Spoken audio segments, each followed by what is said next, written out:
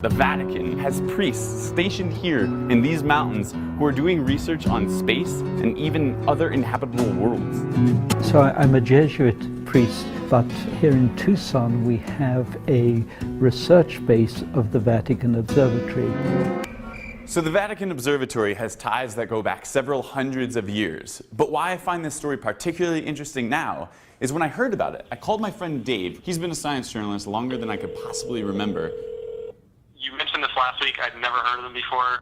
I asked some people out here, and they basically said, what? Very few people, space journalists even. I just find that really weird. I think the Vatican Observatory doesn't have a big press office like some of the rest of us do. So they came here when their site in Italy became too light polluted to really do forefront research. It didn't shock me when I found out that the Catholic Church was worried about dates and calendars. And what did surprise me was when I came here to Arizona and started meeting Vatican Observatory astronomers to find out that they also were interested in magnetic white dwarfs and asteroids and something more than just the calendar. That was cool, and that was a bit of a surprise. Yeah. Wait till you find out about the Vatican astronomer saying he's operating with Project Lucifer. Okay, I promised you we would find out this great Catholic astronomer, the number one, is operating with something called Project Lucifer. What is that? Well, up on top of Mount Graham in Arizona, there's an observatory complex that consists of three very high-powered telescopes. One is the Vatican Advanced Technology Telescope. There's a radio telescope, and then there's one called the Large Binocular Telescope. This is the most powerful telescope in the world. In fact, they told us they can get better images of space than the Hubble Space Telescope can. Now, attached to this telescope is an infrared camera named Lucifer, which is really a kind of an odd name for a camera. And from the information that we gathered, this thing was named by the Max Planck Institute and some German astronomers. But the Vatican is part of this conglomerate up there, and they're all working together. Now, what this instrument's used for is astrobiology, for looking for exoplanets, looking for other worlds. And the infrared spectrum is also very useful for seeing things that can't be seen with the naked eye. And many UFO researchers have noted that you can see a lot of ships and entities that you normally can't see. Tell me about what the Vatican astronomers are telling you, or what other experts, I mean, you had a research team. Right. Tell me a few of the things they're telling Well, you. first of all, the day that we spent on Mount Graham, the entire day there, we had the Jesuits speaking to us face to face. We also had systems engineers. It was astonishing, the access that they gave us. And one of the things we found amazing in the use of the Lucifer device and even the other telescopes is how commonly the astronomers spoke of UFOs. We were just taken back by the fact that it was almost a nuisance to them that there are so many. This telescope, the Vatican Advanced Technology Telescope, it was the first of the new technology telescopes that has been considered pretty much the norm now in developing telescopes. With the advance of computer technology, we have the capability of bringing that advanced technology directly into our telescope. So it's an expandable, it's almost like it's a living machine. Without infinite space, planets, and galaxies, they cannot have evolution and they cannot have climate change. It just wouldn't be possible, because evolution will be used, in my opinion, as we spoke of in previous videos, that it will be the lie to cover up the arrival of the fallen angels and their offspring, the Nephilim. That is what I believe evolution will be for, because again, we cannot have climate change or aliens from other planets or evolution if we live in an enclosed world, in an enclosed cosmology, which I truly believe the Bible speaks of. I do not believe in planets and solar systems and galaxies and all this other nonsense. No, the earth is the center. We are directly below God's domain, the third heaven. The second heaven is the waters above, which is the abode of the dragon and his fallen angels. And we are in the first heaven and the first earth. Here's where we are, and below us is Sheol. Then of course we got the pillar pillars of the earth. So this is exactly how the Bible describes our world. And in fact, all of the ancient cultures as well describe the earth and the world in this same way. So I do not believe that we live on a spinning ball. I believe we live on a flat plane under a domed firmament. And so if we know that this is real, which I believe to be, then there's no way you can have climate change. There's no way you can have aliens from other planets. There's no way you can have evolution. Although we weren't able to shatter that highest, hardest glass ceiling this time, thanks to you, it's got about 18 million cracks in it. And it may be hard to see tonight, but we are all standing under a glass ceiling right now. And the light is shining through like never before, filling us all with the hope and the sure knowledge that the path will be a little easier next time.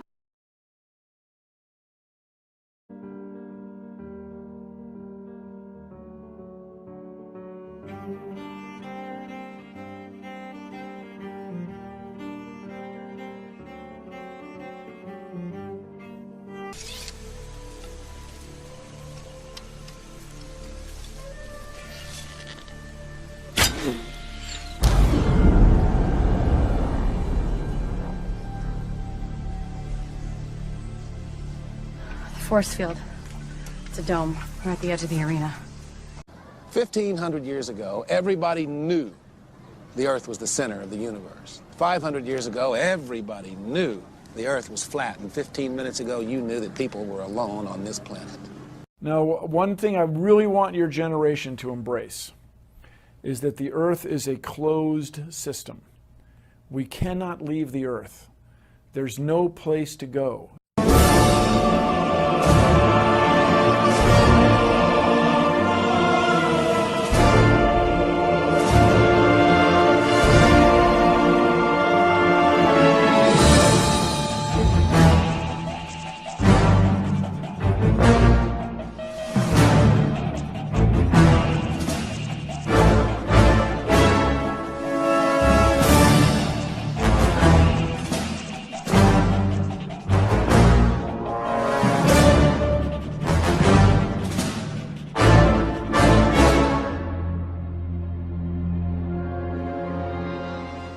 This is Johnny Cerrucci with another MIG-MAG special report. For 1,000 years, from roughly 500 AD to 1500 AD, the civilized world was controlled by Rome, but not military Rome, religious Rome. The Roman Empire had mutated from a military power into a religious one, co-opting the beliefs of Christianity and mixing them with ancient Egyptian, Greco, and Babylonian paganism.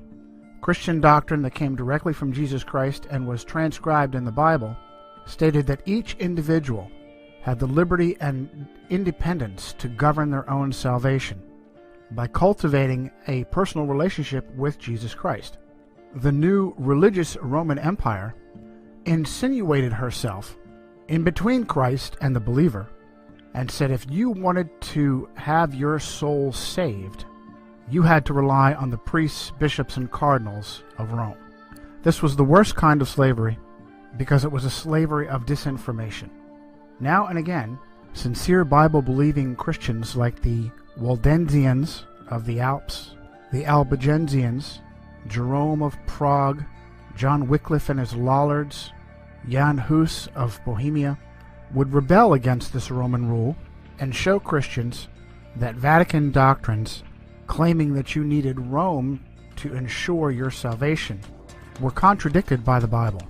As a result, the papacy strictly forbade Bibles to be placed into the hands of the common person and only allowed Jerome's Latin Vulgate to be handled by clergy.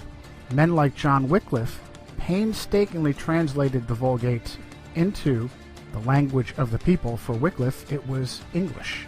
English Bibles were then slowly and carefully copied and handled by Wycliffe's followers, who handed them out to and taught the people. In response, Roman authorities captured Wycliffe's followers, called Lollards, tied their Bibles around their necks, and burned them alive. It's what so-called Christian Rome did to all of her enemies, including Jerome of Prague and Jan Hus. John Fox's Book of Martyrs, originally titled Acts and Monuments, is completely filled with examples of Catholic authorities torturing and murdering Christians. And when a Lollard was burned with a Bible hanging around his neck, it was a terrible loss, because not only were Christians being burned alive, but hand-copied Bibles were irreplaceable. But in 1517, a new rebel stepped up, an Augustinian monk from Germany named Martin Luther.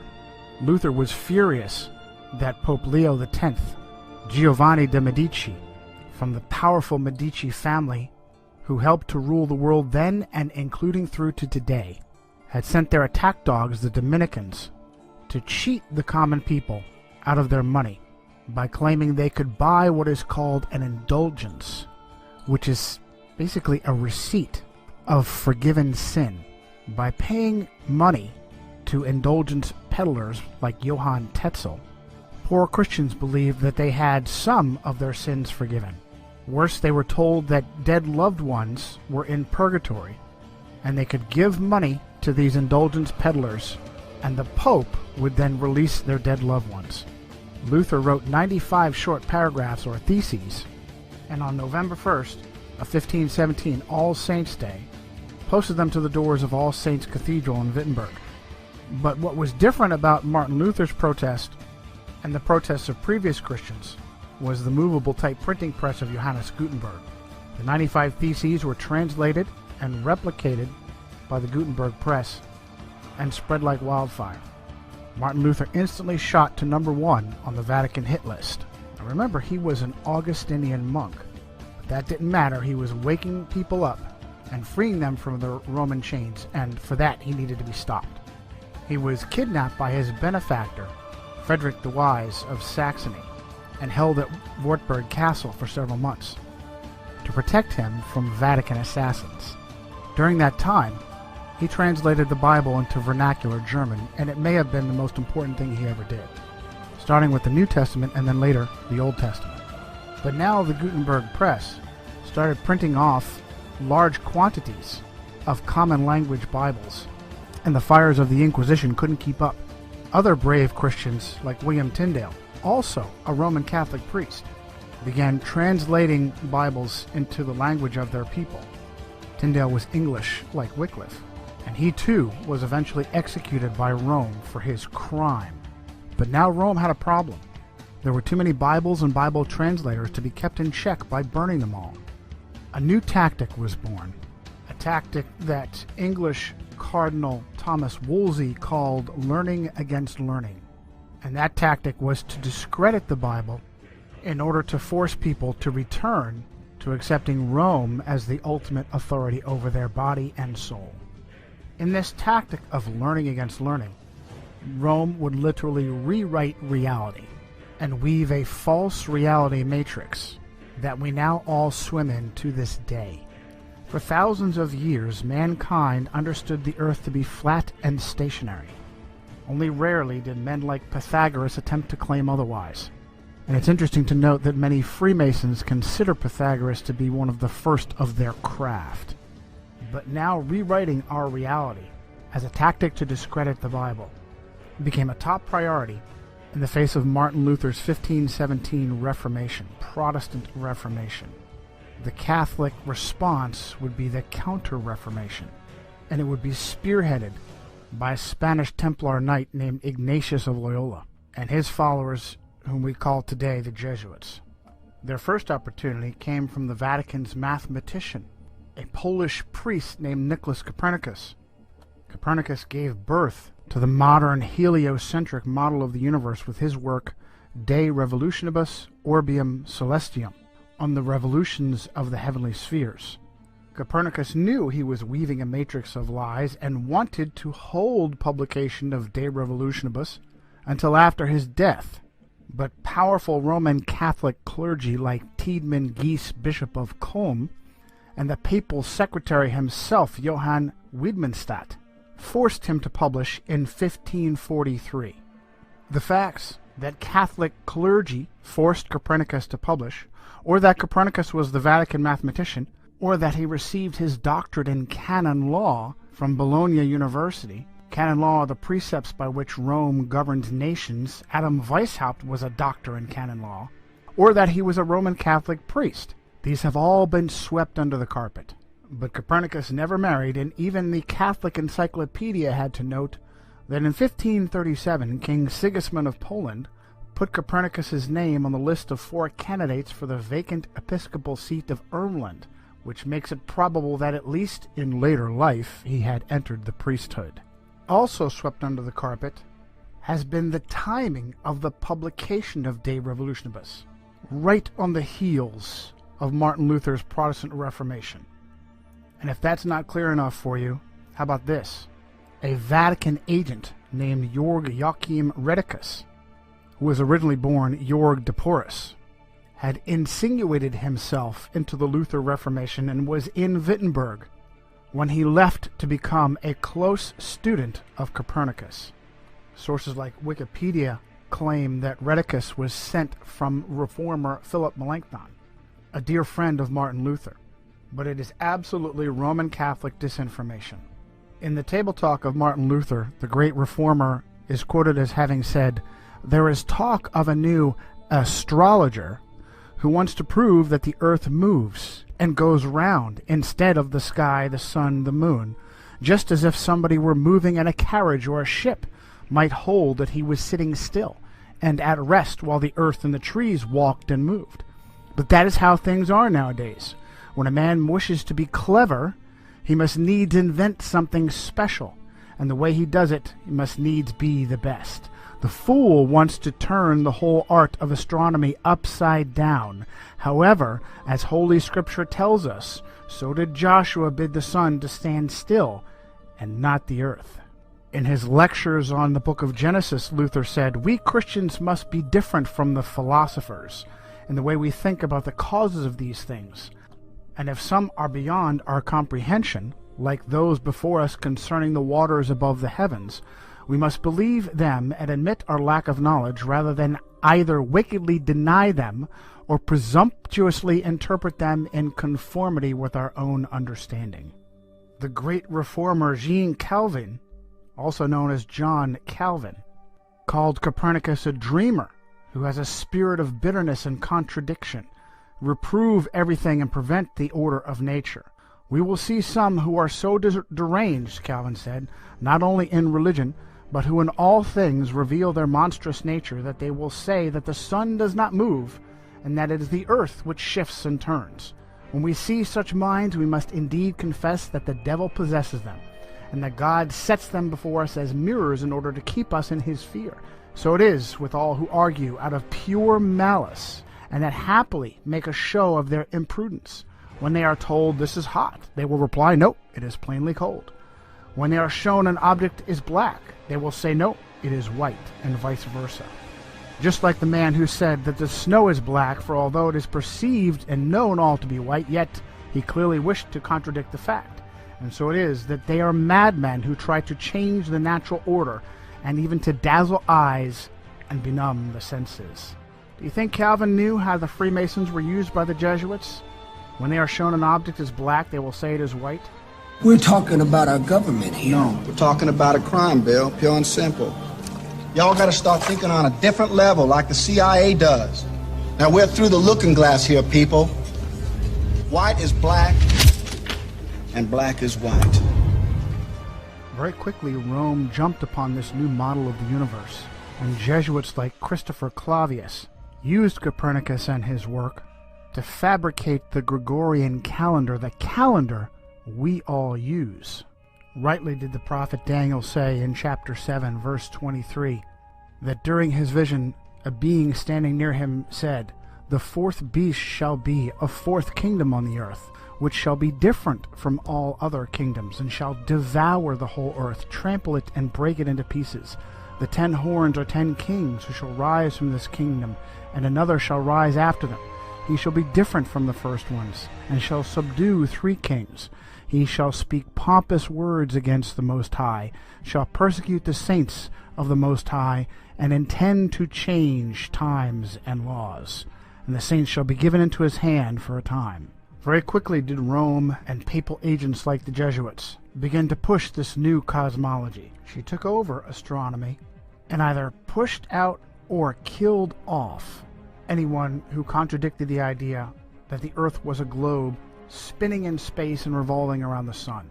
Even those that met her halfway didn't keep her happy, and she dealt with them as well. Teague Ottenson Brahe, whose nickname was Tycho, accepted the idea that the Earth was a globe spinning in space, but still believed that his own observations and data proved that the Earth was the center of the solar system and not the sun. This is known as geocentrism. Tycho wanted to follow in the steps of Martin Luther and studied at the University of Wittenberg, but was forced out by the plague.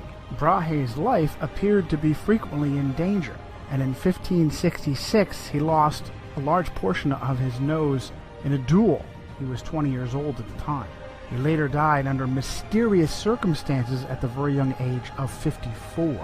One of those who claimed it was simply an illness, a bladder infection contracted during a banquet in Prague, was his understudy Johannes Kepler. Kepler was a German astronomer and supposedly a Lutheran, yet he had an intimate relationship with Jesuits. In 1597, Archduke Franz Ferdinand II of Austria banished all Protestants, good Roman Catholic that he was, and Kepler fled to Hungary. But the Jesuits intervened and convinced Ferdinand to allow him to return. Kepler grew up with a Jesuit uncle under the same roof of their house in Wilderstadt. Uncle Sidaldus was a Jesuit astrologer who also kept a wife. Upon the unexpected death of Tycho Brahe, Holy Roman Emperor Rudolf II immediately promoted Kepler to replace him as imperial mathematician, and Kepler very quickly went to work, rewriting all of Brahe's observations to be interpreted as heliocentric and not geocentric. In a paper titled Kepler's Relation to the Jesuits, Dr. Jörg Schuppner at the University of Leipzig noted that it is well known that the order of the Jesuits was the most important and the most active Catholic order in the field of science during the 17th and 18th centuries. One field of particularly intensive successful study carried out by the Jesuits was astronomy. Many of their names are associated with the important discoveries in the history of astronomy, such as the discovery and mapping of moon craters. It is nearly impossible to list all the names of those who made serious contributions as astronomers or mathematicians. One aspect of the considerable role the Jesuits played in the history of astronomy was their support of Johannes Kepler. Some of them stood in extensive correspondence with Kepler. Now, it was obvious to protesters like Luther and Calvin that something fishy was going on in Rome, and the papacy needed plausible deniability while she rewrote our reality. That propaganda was presented by Italian astronomer and mathematician Galileo Galilei, and it's absolutely fascinating what user-edited Wikipedia says. In the entry for Galileo Galilei, under the subtitle Galileo, Kepler, and Theories of Tides, Cardinal Bellarmine had written in 1615 that the Copernican system could not be defended without, quote, a true physical demonstration that the sun does not circle the earth, but the earth circles the sun. Galileo considered his theory of the tides to provide that required proof of the motion of the earth. Now, there's no link on the name Cardinal Bellarmine, which is unusual for Wikipedia. Maybe that's because Cardinal Bellarmine was Robert Bellarmine of the Society of Jesus, one of the most powerful Jesuits of his time, who was canonized as saint in 1930 and named a doctor of the church.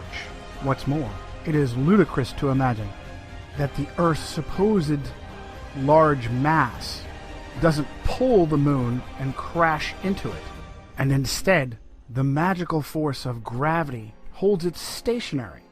Even more ridiculous is the idea that the moon affects tides by pulling on the water. Again, the magical, mystical force of gravity is blamed. South African author Thomas Winship wrote in 1899 his book Zetetic Cosmogony. If the moon lifted up the water, it is evident that near the land the water would be drawn away and low instead of high tide caused. Again, the velocity and path of the moon are uniform, and it follows that if she exerted any influence on the Earth, that influence could only be a uniform influence. But the tides are not uniform. And Wishart uses examples from South Africa. At Port Natal, the rise and fall is about 6 feet, while at Beira, about 600 miles up the coast, the rise and fall is 26 feet. This effectually settles the matter that the moon has no influence on the tides. But Protestant reformers were on to Rome. She knew she needed a smokescreen, and she provided it. Suddenly, history was rewritten, and rather than pushing with her own agents, like Copernicus, Kepler, Galileo, and others, to rewrite our cosmology, suddenly, the papacy was a defender of the flat earth. Well, just look what they did to poor Galileo. Let's do. Supposedly, Galileo was tried for heresy at the hands of that evil flat earther, Jesuit Robert Bellarmine. He bravely stood by his guns and humiliated the church with a heliocentric spinning ball earth. What happened to Galileo Galilei? Well, for the last few years of his life, he was put under house arrest. Have you read anything about the Inquisition? Do you know what the Inquisition did to people when it truly considered them an enemy? Things like rotating their arms backwards until they were pulled out of their sockets, inventing special instruments that could be jammed into a person's body to rip open their bowels, putting them in a special sarcophagus filled with spikes that would jam into them to the bone. Did you ever hear of Edgar Allan Poe? Are you familiar with his short story, The Pit and the Pendulum? About a swinging, razor-sharp pendulum that lowered across a victim and would take hours to slowly saw that victim in half. Did you know it was based upon the Inquisition? A little-known secret is that the Jesuits now own astronomy. When their missionaries went across the world, across our flat earth, the first thing they did was insinuate themselves in royal courts to become the official astronomer of that kingdom. China is a great example. One of the first Jesuits in China was Matteo Ricci. Ricci and his successors like Adam Schall and Ferdinand Verbiest were all the royal court astronomers and eventually fabricated the calendar for the Chinese emperor. Today, the Jesuits even have their own observatories, both in Italy and in America. They use their puppets in American government to steal Apache holy ground on Mount Graham in Arizona. Are they reaching out extraterrestrially or interdimensionally? They appear to have answered our question with the latest piece of technology on Mount Graham, the Large Binocular Telescope Near-Infrared Utility with Camera and Integral Field Unit for Extragalactic Research, also known as Lucifer. And it's not surprising given the success the Jesuits have had in rewriting our reality. Now, we're supposed to believe that Rome was against the spinning ball Earth heliocentric cosmic accident cosmology of our modern understanding. Yet at every step of the way, Jesuits or Jesuit agents were there to bolster our false reality, hiding whenever possible behind convenient Jews. And for more on that, see our special report, It's the Jews, from Johnny Cerrucci and Migmag. Needing to contrive an origin for our accidental existence that contradicts the Bible. Jesuit-trained Belgian priest Georges Lemaitre is the father of the so-called Big Bang Theory, the idea that first there was nothing and then it exploded. He was a close co-worker of just such a Jewish puppet, Albert Einstein. Einstein bolstered the Jesuit cosmology with his convoluted theory of relativity. The problem was that observations of both scientists and laymen weren't matching what so-called astronomers were telling us. And so Einstein fabricated the theory of relativity to claim that your reality was relative to the time-space continuum. it is purposefully almost impossible to understand. You're just supposed to trust science and astronomy. The Jesuits then jumped on with dinosaurs and Charles Darwin to claim the Earth is billions of years old. And wherever Darwin's theory of evolution had holes, Jesuits stepped up to fill the gap. Jesuits like Pierre Teilhard de Chardin, the father of the New Age. After fabricating the ape-like pre-humans that we supposedly came from, even students of evolution became concerned that there was a, quote, missing link between primitive apes and modern humans. A discovery was made in 1912 to bridge that gap. Having been found in Piltdown, East Sussex, England, it was named Piltdown Man. Unfortunately, it was also found to be a hoax. The skull of a small human with the altered mandible and teeth of an orangutan. Sometime later, paleontologist Stephen Jay Gould uncovered the father of that hoax, a Jesuit priest named Pierre Teilhard de Chardin. There are many such examples in archaeology and paleontology, and yet no one asks, why would so-called scientists be fabricating evidence? The goal was to discredit the Bible, and it has been resoundingly successful. Without the spinning ball Earth, Darwinian dinosaur cosmic accident, the Bible is a science textbook.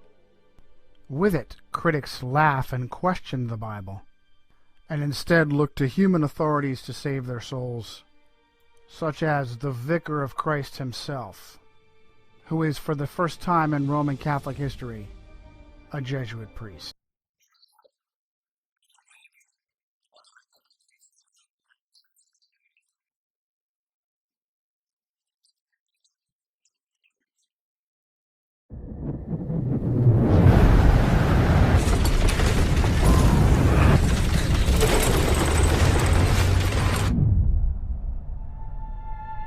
When a man reaches the edge, after he goes as far as any man can possibly go,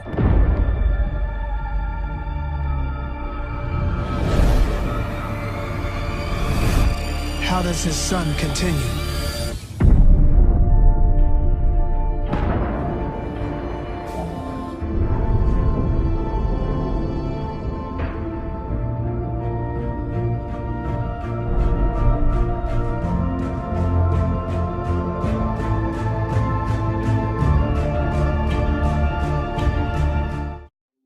I believe evolution will be the way they usher in the Nephilim coming on the scene one day, the giants and the offspring of the fallen angels. They will use that just as we saw in movies like X-Men, that, oh, it's the evolution of man, that man is changing into something else now, that man is evolving into something else. They're definitely going to use evolution to push that lie. And climate change, I believe, this is what the Lord hit me with this past week. It will be the lie used to cover up the judgments of God on mankind. You'll remember even movies like Deep Impact or Armageddon, showing an asteroid hitting the earth, same kind of thing that we see in Revelation 18, where an angel hurls a boulder or a millstone onto the earth. So same kind of thing. This deep impact propaganda and Armageddon shown, I believe is covering up Revelation 18, that the angel is going to throw this millstone. These judgments are going to come directly from heaven. It will literally be God and his army raining down these judgments on the earth because of man's sin, because of man's disobedience and his wickedness. But the devil has to come up with his lie in order to cover up what is truly going on here. So that's what I believe is happening. I believe that just like we've seen in Day After Tomorrow or even Deep Impact, it is all propaganda to hide the truth from humanity. Because in my opinion, if the establishment engineers this stuff first, then it'll kill two birds with one stone. They'll be able to usher in the New World Order, the martial law, FEMA camps, depopulation, etc. So that's one part of the coin. The other part of the coin is that when God's true judgments, his trumpet and bowl judgments, start raining down on this earth, Because people have already been programmed for climate change, the devil and his people will be able to pass off to humanity that, oh, it's just climate change again. You know, when they start seeing the waters turn to blood, when they start seeing men being scorched on the earth, when they start seeing the fish and the trees burned up, the grass burned up, when they start seeing the sun and moon and stars being struck and only given a third of its light, all these kinds of things, they will believe, or humanity will believe, that it's just climate change.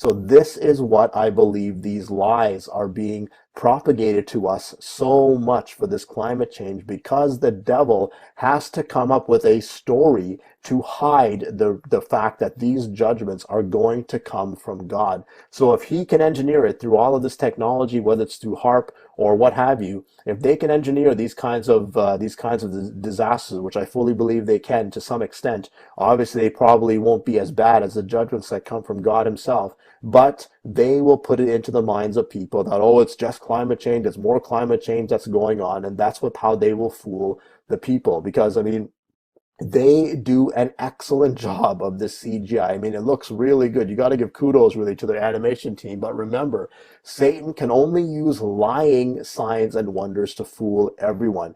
That is what I believe is going on with this movie, that God's judgments are coming, but Satan must bring his lies first.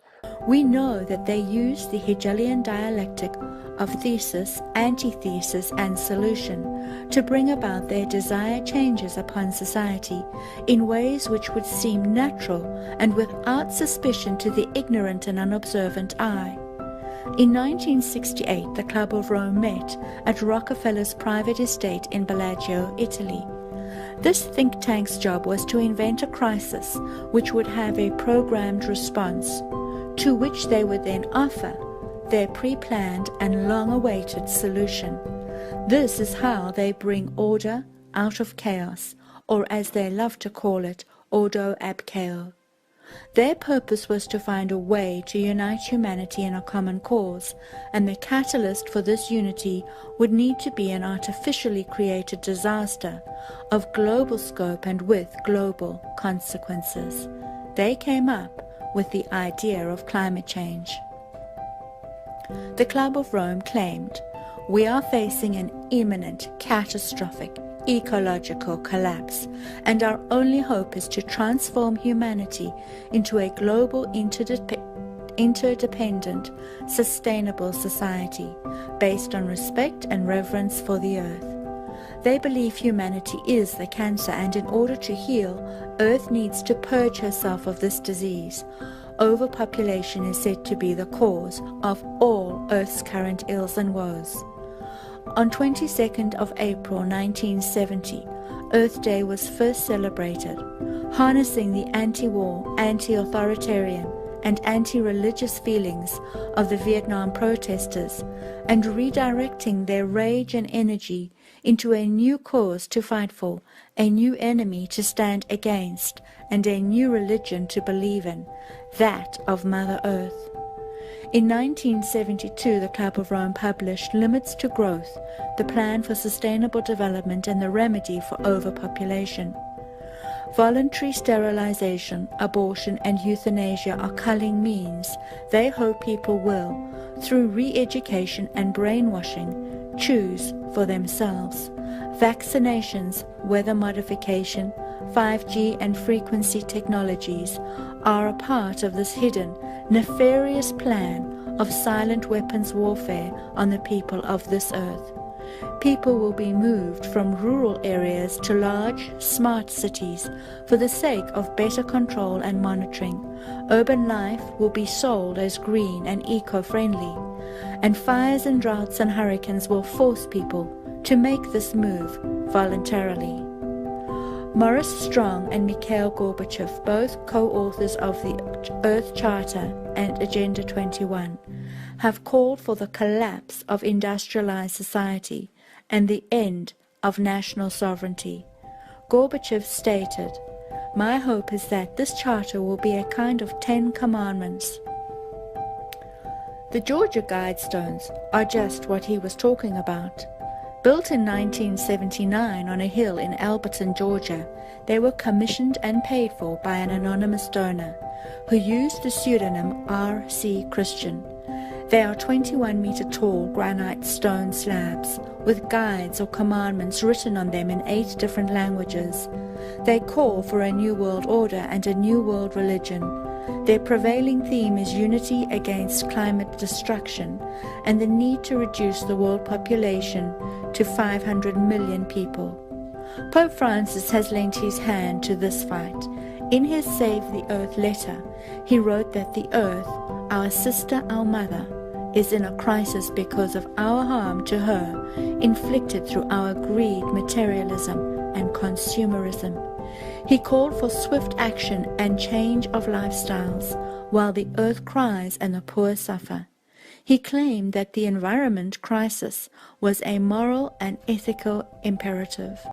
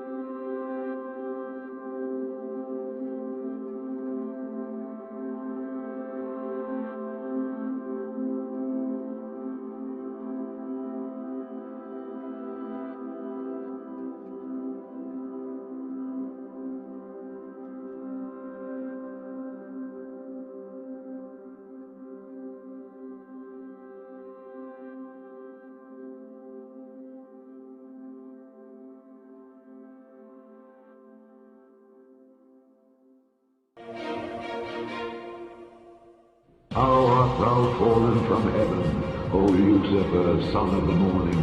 How art thou cut down to the ground, which didst weaken the nations? For thou hast said in thine heart, I will ascend into heaven. I will exalt my throne above the stars of God. I will sit also upon the mount of the congregation in the sides of the north. I will ascend above the heights of the clouds. I will be like the Most High. Yet thou shalt be brought down to hell, to the sides of the pit.